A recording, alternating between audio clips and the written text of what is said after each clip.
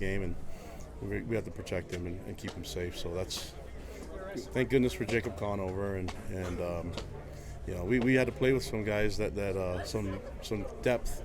Some guys stepped up and made a lot of big plays, and I'm really thankful that our coaches and our players stepped up and made it possible for us to get the win. What in-game adjustments did your coaching staff make? Jaren's close. He practiced, but we just didn't feel like he was good enough yet. And we felt like Baylor had a better week of practice. And so just kind of trying to feel it out and figure out what's the best thing for the player, number one, and then what's right for our team. So we're hoping we can get him back. We're hoping we can get Baylor back. We'll have to just kind of see that. What in-game adjustments did your coaching staff make that specific adjustments that stood out that were the difference? Well, I mean, whatever he did with the front, that worked. I like that we relied on our front to win the game for us the second half, our D-line. And a lot of times brought three-man for rush, and it hit. So what I was really proud of in winning the front was stopping the run game. That's what we wanted to do, is control the run game with three guys rushing the ball. And when you can do that, then probably play some really great defense if you can do that to a team. And they have an explosive team. I don't know how many plays we had to defend, but it was a lot. And I was just really proud of the adjustments, getting the depth in there and rotating the guys. We made one mistake in rotation, but other than that, I thought we were able to keep our guys mostly fresh, and that's a huge credit to our players, but also our coaches getting them ready. What was the message you and Roderick gave to Conover going into the second half when you knew he was going to be the guy? Oh, we trust him. He knows that, and so we trust him with everything in the playbook. I don't know if his first play was a throw. Might have been. I don't know. But that's like, yeah, we trust him to be a quarterback, not just to hand the ball off, even though that's what we did towards the end because we're trying to grind the clock out and milk it. But I thought he did a good job taking some shots down the field, and I thought he did a good job making adjustments and checks at the line of scrimmage, especially in an environment where it was really loud in the second half and a little difficult. I think we had some penalties because of it, but credit to Utah State's fans. They made a lot of noise and made it difficult for us to hear. Talk about Jacob coming back and getting a chance to get an interception. I know he got beat on the one pass, but made a play to end the game. Yeah. Just having that opportunity to should have had 2 picks, and he should stay on his feet because he can cover better when you're on your feet.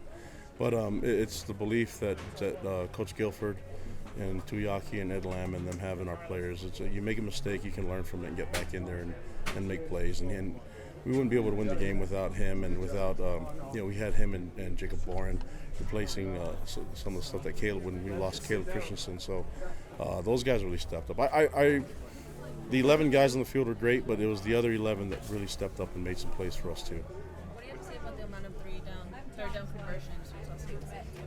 Yeah, credit for them, but I was getting frustrated and getting angry, and I think they had a 19-play drive, and I'm like, golly, they made plays. They went for it on fourth down, even on their side of the ball and on their side of the field, and so it was just credit to Blake and the rest of the staff. Those guys were aggressive and wanted to make plays, and they weren't afraid to go for it on fourth down, and we were close. I liked the coverage, other than I didn't see a lot of broken coverage.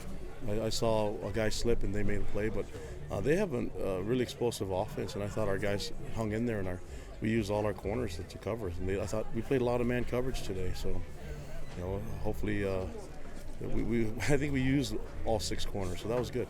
How was the experience being basically pressed up against a student section right on the sideline? Was it difficult to communicate at all?